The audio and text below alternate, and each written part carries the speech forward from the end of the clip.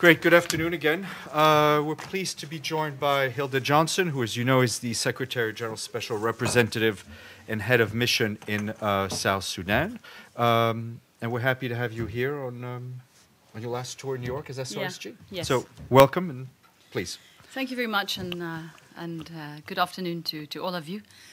On the 8th of July, in 10 days, around that time, I guess, I will depart South Sudan and will leave the mission, UNMISS, as the SRSG. And that is 3 years after the independence of South Sudan, which was announced on the 9th of July 2011.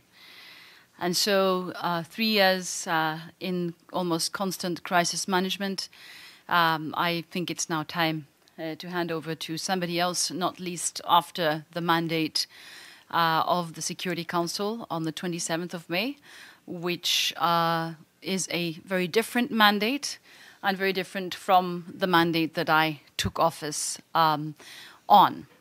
And so when I leave, it will be around 4 weeks until the deadline of the IGAD heads of state, the deadline of 60 days, which will expire on August 10. And by that time, the parties have promised to come to an agreement of a interim transitional unity government for South Sudan. And so 2 things have to happen within this time frame: no fighting, a full compliance with the cessation of hostilities agreement, which they signed up to on the 10th of June, repeating the signature of the 9th of May, and also the establishment of this transitional government. So time is very short, the window is narrow, and it has to be fully utilized. So within the next few weeks, what is critical is international pressure for the parties to abide with these 2 very critical provisions that they have agreed upon, and for the parties to put the country and its people first, over and above any individual interests. So that's my main message, and encourage the Security Council and all members of the international community, as well as the region, to contribute to that. My second message is that this is also key for the 1.5 million internally displaced and several 100,000 refugees, where South Sudanese citizens have been fleeing the fighting and seeking refuge, either in our own bases within UNMISS or in the bush or across into other countries. They need to see peace, and they need to see the delivery on these commitments by their own leaders.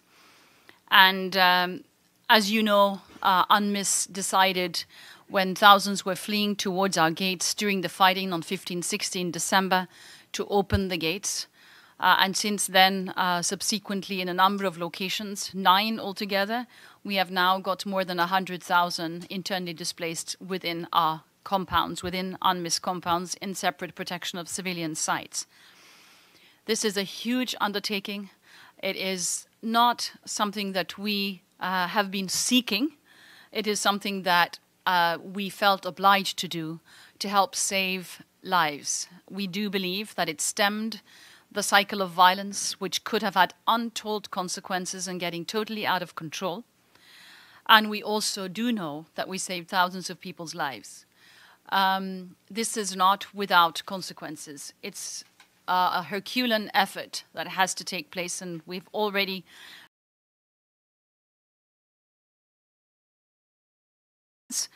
and we are seeing, with the rainy season fully upon us, very, very difficult conditions, IDPs that are wading in mud and that are facing extremely harsh conditions. We're doing what we can to establish alternative sites that are drier for them, together with humanitarian partners.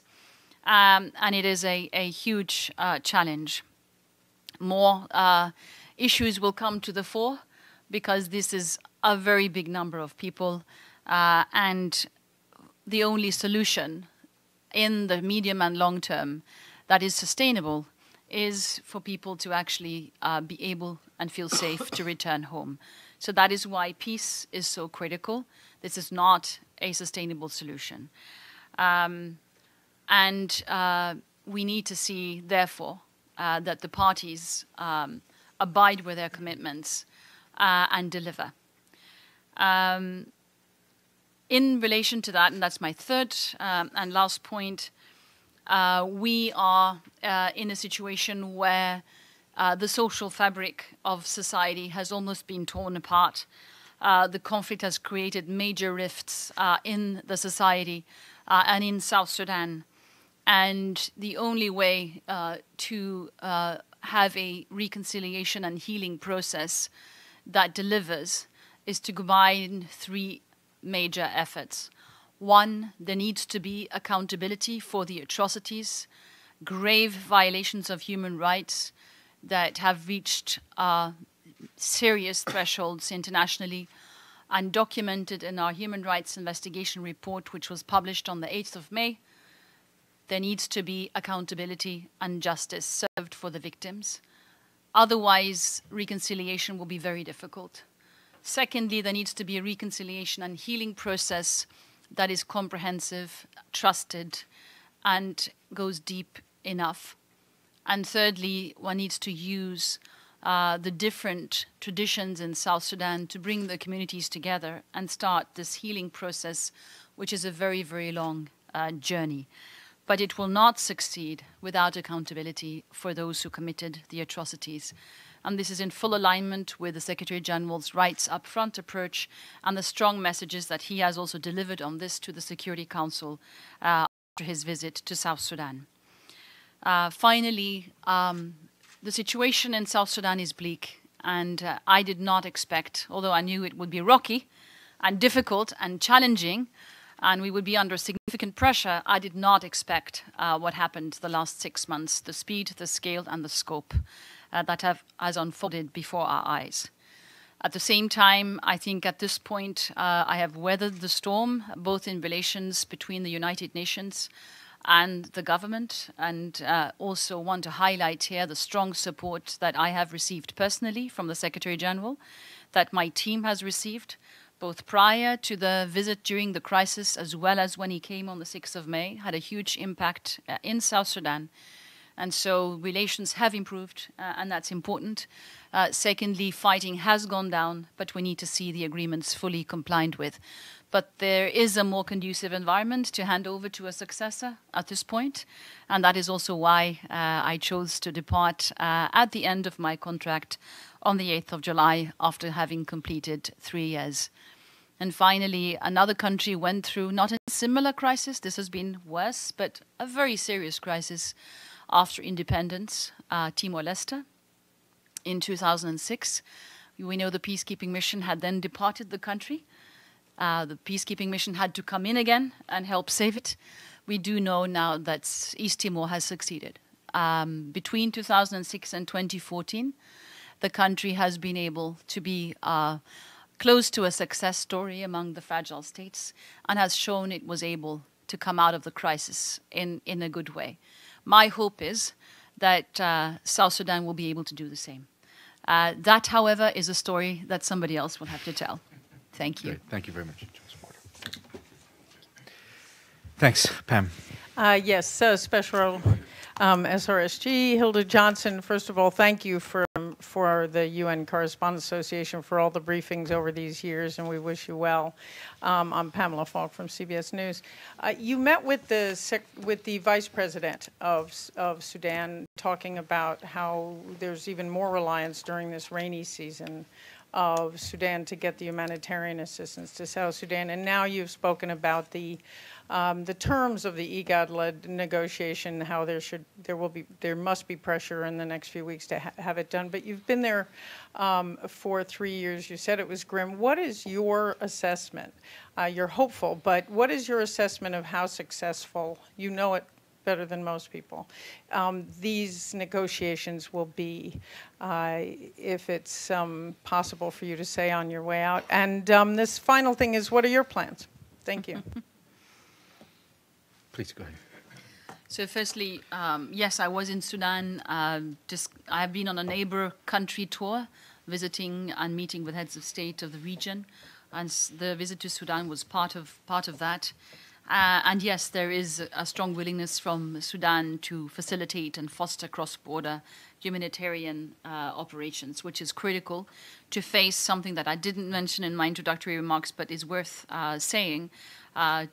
It will enable the humanitarian actors to face one of the biggest humanitarian crises in the world, and we are worried that a famine can come within a few months' time, and it might hit levels and proportions that beat what we have seen before in South Sudanese history and maybe in the region. So it is very, very, very serious and can be one of the worst things we've seen. So that is another impact on people in South Sudan of this terrible crisis. And it also gives more urgency to the need to see progress at the negotiating table. Hence your second point, how successful will the talks be? It's difficult to say, but clearly the region is best positioned to be able to move talks forward to completion. But it also needs to work with international partners to make sure that adequate pressure is put on the parties. And I think that is also why Seo Mesfin has been here in New York to discuss with key Security Council members, as well as the UN as a global entity. I think we had an important influence from the United Nations side in the build-up of the pressure towards the 9 May agreement, where the Secretary General's own visit was key, John Kerry, but also Navi Pillay and Adi Amadeng. This type of pressure works. And I think it is the combination of intelligent and smart negotiating teams within the region, the heads of state of IGAD's own engagement, which is going to be critical, coherence and coordination between them, so they are unified in their approach, on the same page and sequencing the pressure in the right way. And finally, the work with the partners on the ground, the UN. So I think with that, it has a chance of succeeding, but we always need to see the will of the parties for an agreement to be delivered upon and implemented. Great. Edie? Just on the second piece, what do you plan to do post? Oh, I'm going to take a break first and foremost, and then I'm going to write something up, I guess, digest things, and then we'll see what happens. Thank you, Ms. Johnson. Edith Lederer from the Associated Press.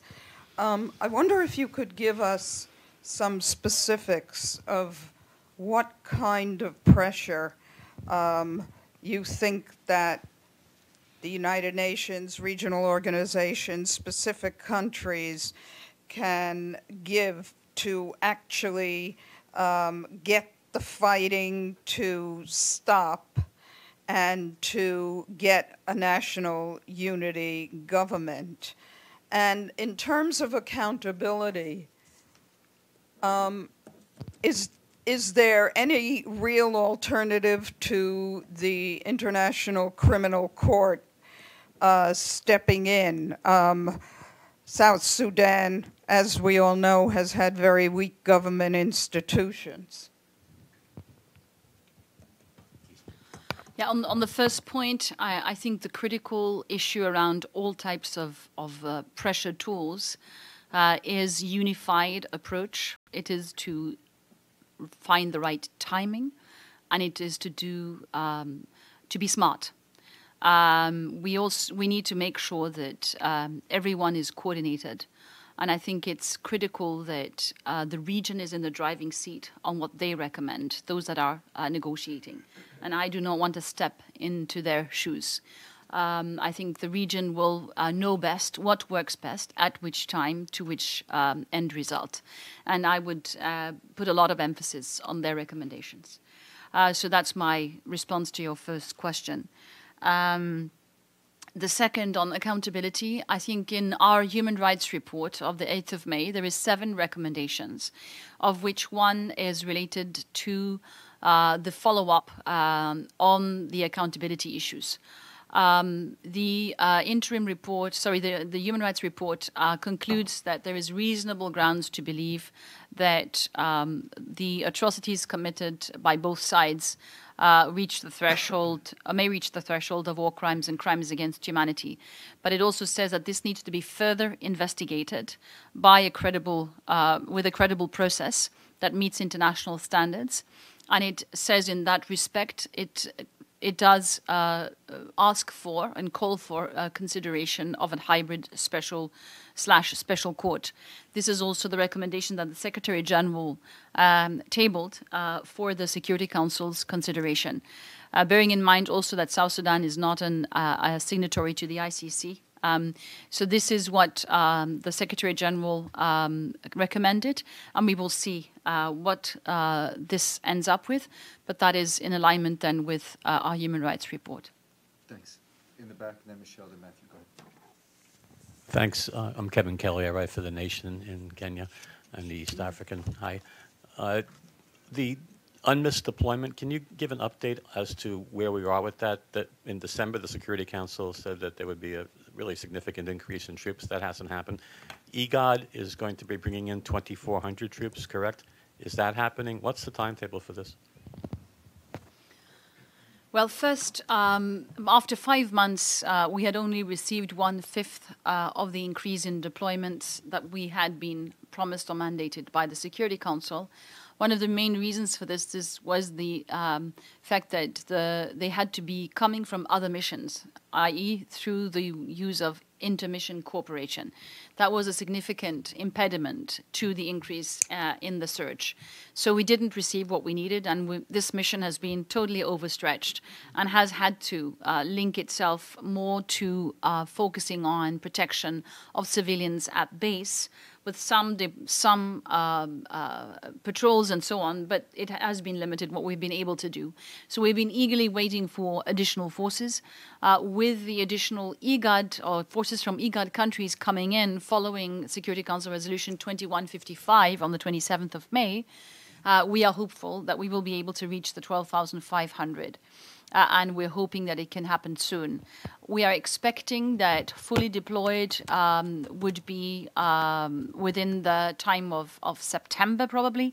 At this juncture, we have received additional Ethiopian forces, and we have also received an additional Rwandan battalion, which already was in the original surge. It came from UNAMID.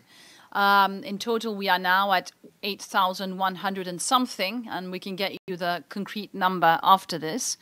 So we're not there yet. They are deploying within the next few months, and we hope, as I mentioned, to see full deployment within September.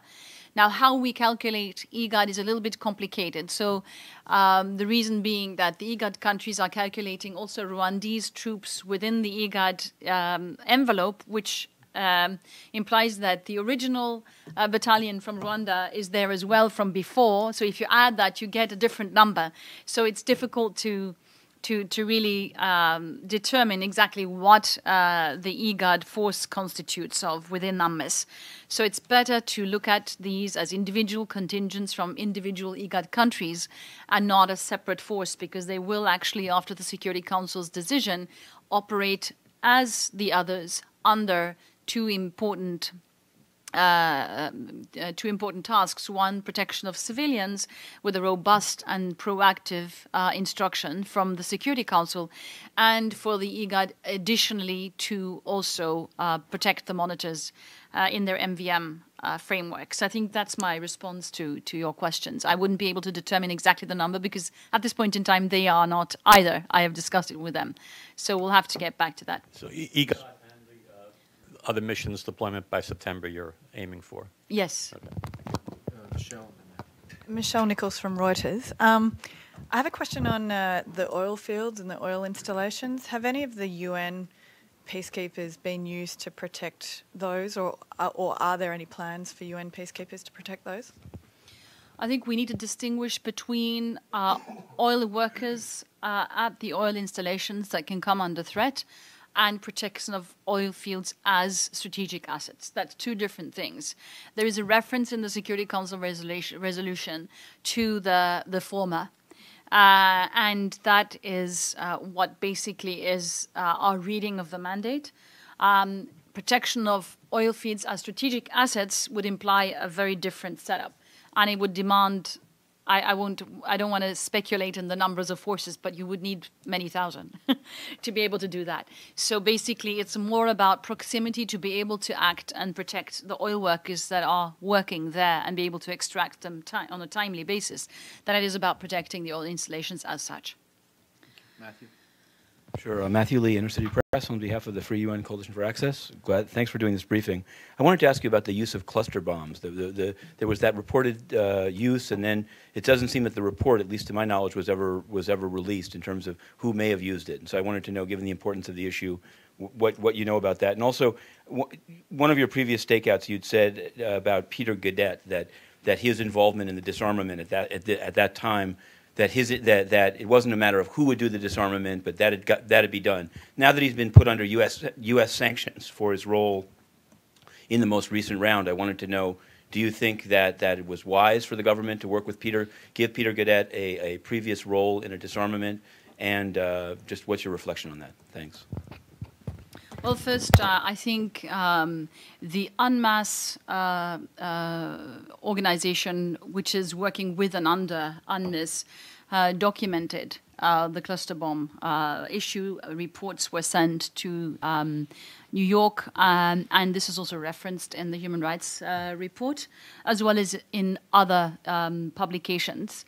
And so I would not be able to go further than what UNMISS itself, UNMAS itself is able to do in its public communications. Now, in terms of who's responsible and the further findings.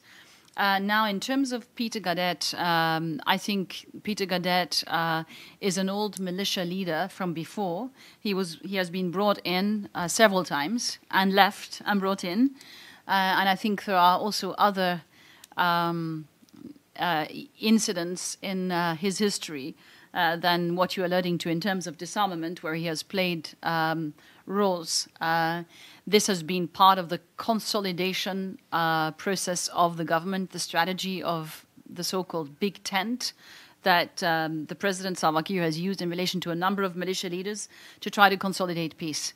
Now, whether this is wise or not wise, I think we are in a situation in South Sudan that it's unavoidable that despite in some individuals' previous history, be it here or there, are included as part of peace and consolidation efforts by the government when they negotiate agreements.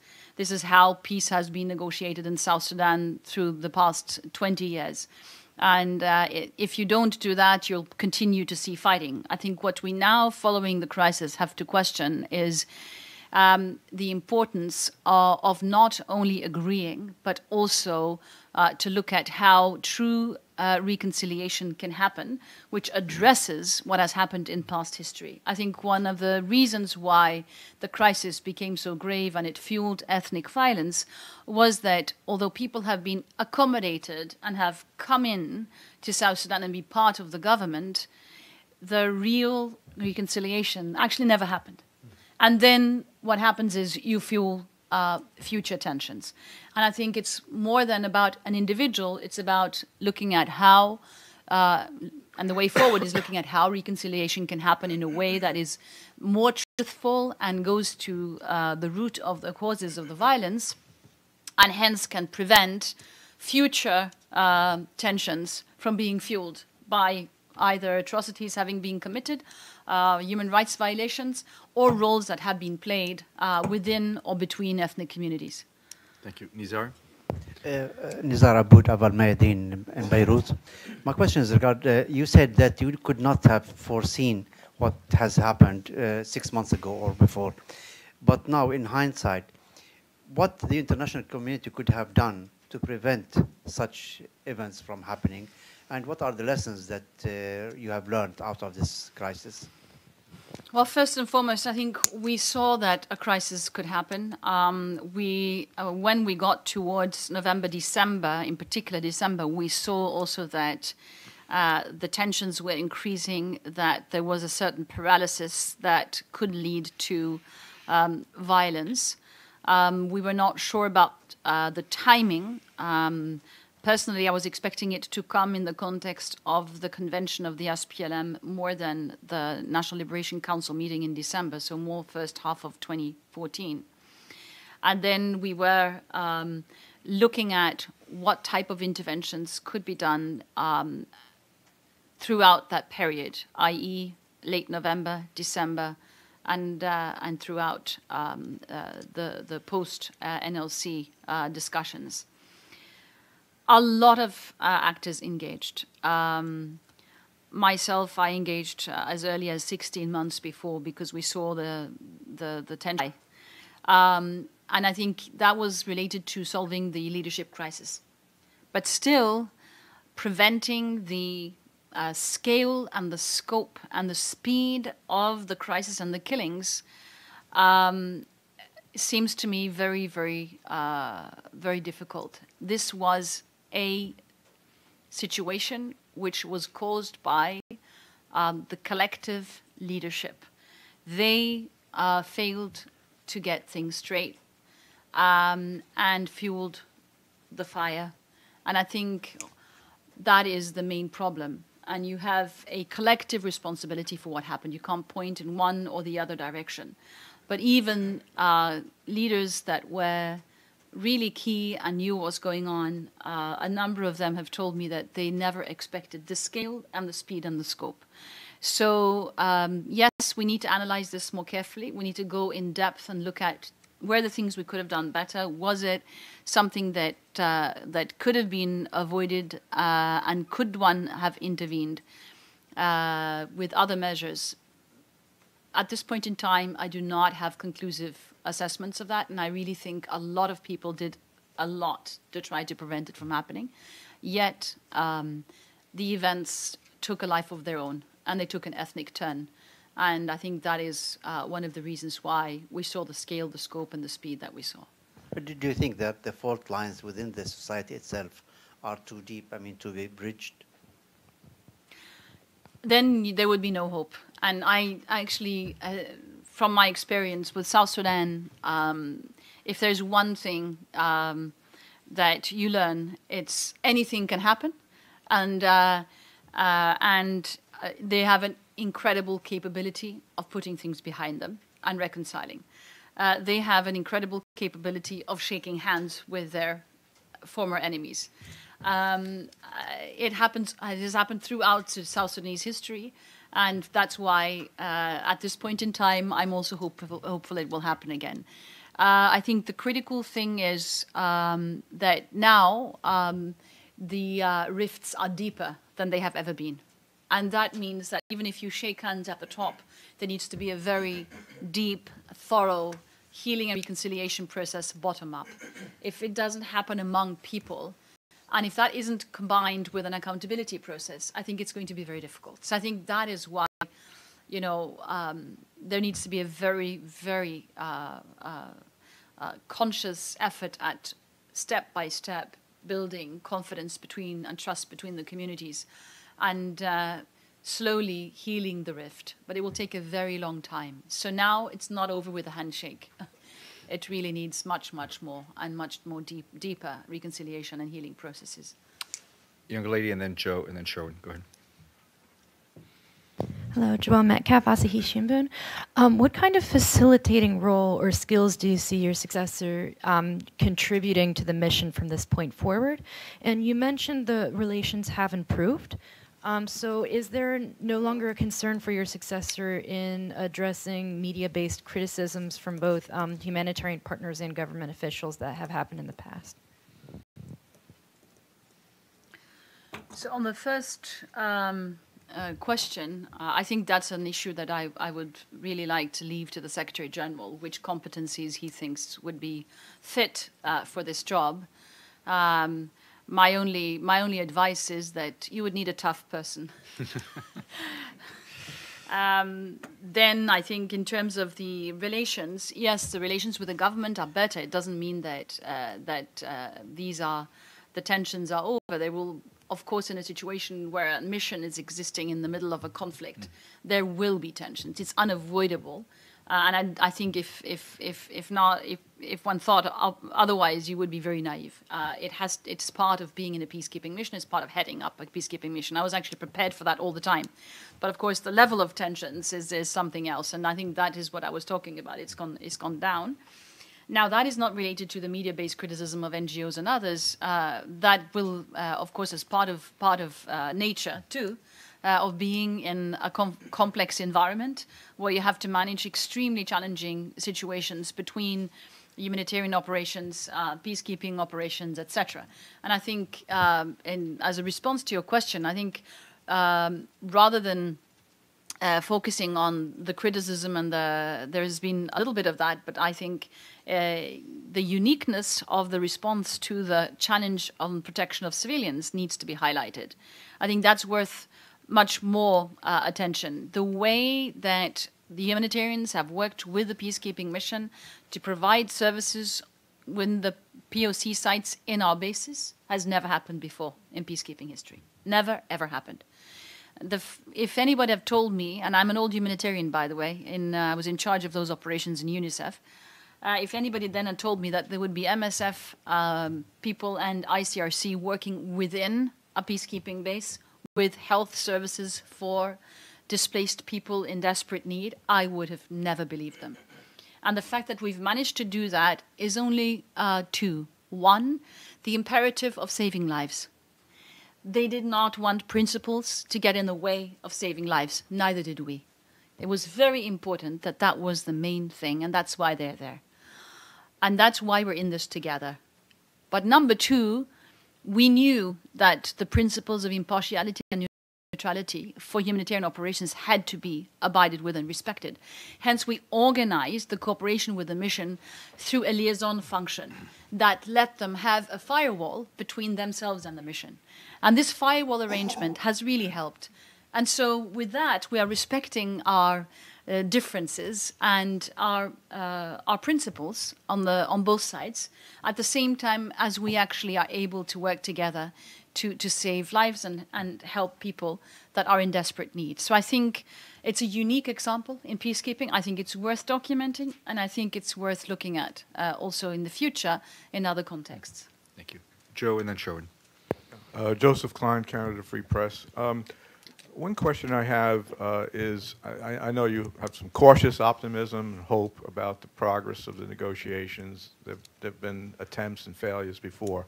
Is there a plan B regarding the mandate of the peacekeeping force, and perhaps going back to the Security Council for something akin to what is now in the Congo, an intervention brigade that would take more offensive actions to actually disarm certain groups rather than the more static roles that you mentioned being played now? And secondly, you mentioned the list of fragile states. An NGO just recently came out with a list of the most fragile states, and South Sudan topped the list. I'd like you to comment on that, considering the competition of the Central African Republic, Syria, et cetera. What are your thoughts about that? Thank you.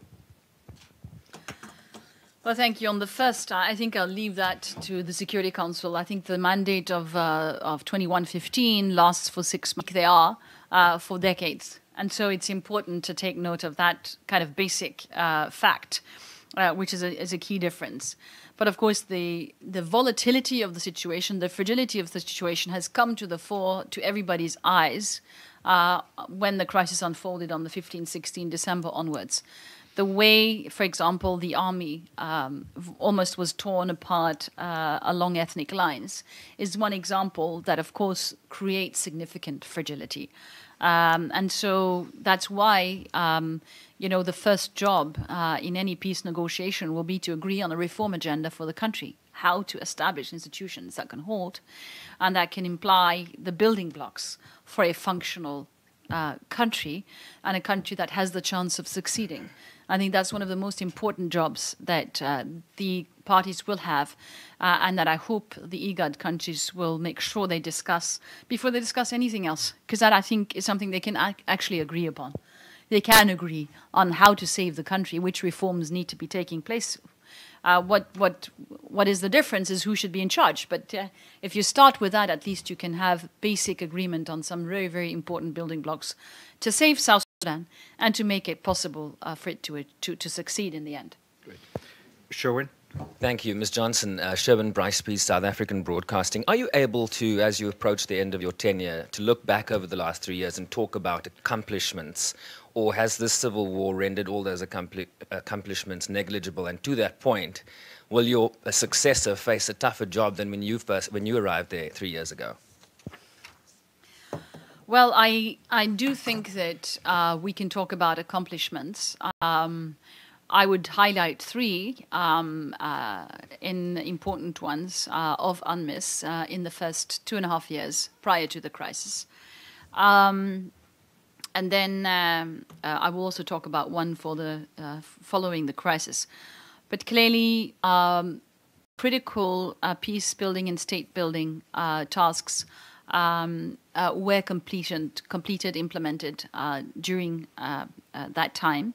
One of the most important ones was the SSMPS, the police reforms, where we were actually able to help root out thousands of ghost police, putting institutions in place, helping with very advanced training programs through working with the region, Rwanda, Kenya, and Uganda. It was really a flagship for UNMISS. And although with the crisis, there has been a temporary halt in that process, we have a mandate from the Security Council to work on how protection of civilians can be the main function of the police and coordinate with them going forward. So the achievements prior to the crisis were significant, although we were still waiting for the results to be visible to each and every citizen, but major progress was made. Now, of course, it will be different following the crisis, but it's not as if what was done was in vain. The other important highlight I would mention is intercommunal reconciliation. I think the conflict levels in South Sudan would have been higher without a very, very active conflict mitigation and resolution process from the mission. We were engaged all over the country. South Sudan is volatile, and I think usually when something has succeeded on that front, there's nobody that writes about it. So there's been a huge effort all over the country, thousands of situations that have been avoided, averted, and so on.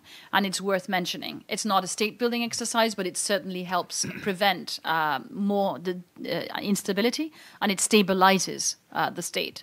And then thirdly, an accomplishment that started prior to the crisis and was achieved through the crisis, of the peace agreement between David Yao, a major militia in the Mula community in Jonglei State. The volatility of Jonglei State has been a huge challenge for the mission throughout its life, ever since it started. David Yao's militia signed an agreement with the government, and UNMISS behind the scenes has helped significantly with that and also provided all the logistical support for those negotiations to take place and succeed. So these are three important accomplishments that one needs to think about. And of course, if Jonglei State would have been destabilized at the same time as you have this old overall conflict, you would have the whole state make a huge challenge for for the situation in the country. And so the fact that at least in very important parts of Jonglei State have remained stable now has had an important impact on the life of civilians and of the stability. During the crisis, of course, the most critical accomplishment has been opening the gates, saving the lives of thousands of civilians.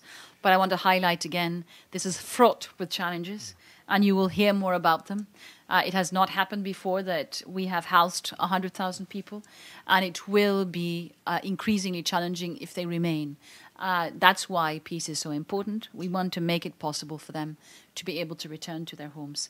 And so, and we can avoid long-term challenges of this nature. Great, thank you. Two last questions, Kevin, and then Nizar, and then we have to let Ms. Johnson go. Thanks. Just back, we mentioned at the top about possibility, maybe the likelihood of famine. The appeal for aid is way undersubscribed, correct? And I'm wondering if you can give us some sense of the prospects for averting a really enormous catastrophe in South Sudan. The critical issue now is to get to the locations. It's access by road, by river, by air. Road is increasingly difficult because of the rains. That's why river barges is going to be the main access point in addition to aviation. Critical time was lost, clearly, in the conflict, so that not enough has been pre-positioned into all the locations in the country prior to the rainy season. And so we are in a situation where it's going to be a significant challenge. The donor contributions that were signaled in Oslo at the conference, and I will leave this to Valerie Amos and to my deputy DSRHG RCHC to give you in terms of detail, but they did pledge another 600 million, bringing the number up to 1.1 billion, which was far, somewhat, below the 1.8. But if all the funds come in a timely basis and access was given across the board, I think you would be in a better position than otherwise. And so that's why for the donors to deliver on their pledges is going to be extremely important, and for access to be provided across borders and into all communities is also extremely important. If both of those happen, it's going to be a less bad situation, but I'm afraid we're going to have a very bad situation anyway. Nizar, and that'll be last question. Given your long experience in South Sudan, do you think that division was a panacea, or of course it has not shown to be a panacea for the South Sudanese? Now, do you expect, this experience of South Sudan have a lot of lessons to be learned for when thinking about dividing other countries and making new countries as a result of divisions? Well, it seems very important to note that the independence of South Sudan came as a consequence of a process to end Africa's longest civil war between Sudan and the SPLMA. That agreement led to an agreement on self-determination for South Sudan, meaning the choice of whether they wanted to remain in Sudan or become independent.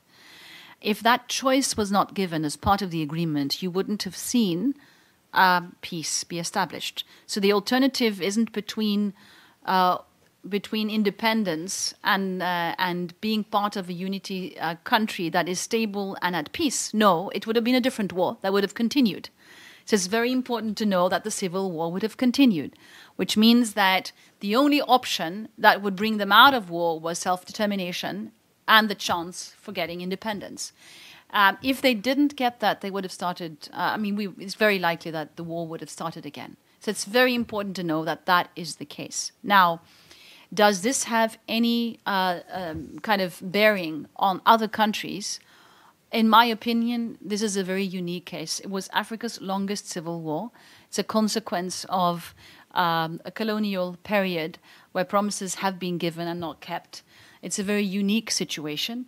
And I do not see that the fact that South Sudan received its independence following the CPA agreement and the referendum would have any bearing on any other countries. And by the way, I had this question constantly posed to me after having negotiated the CPA together with colleagues in IGAD.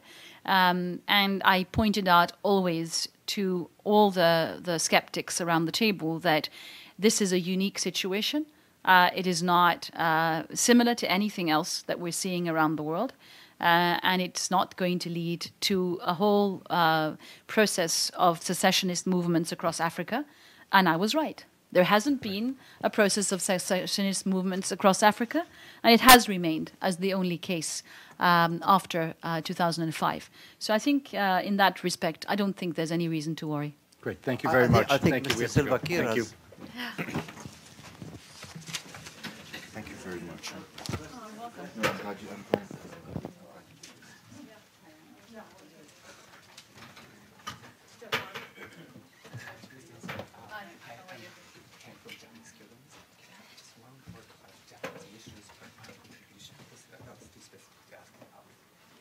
No, we really appreciate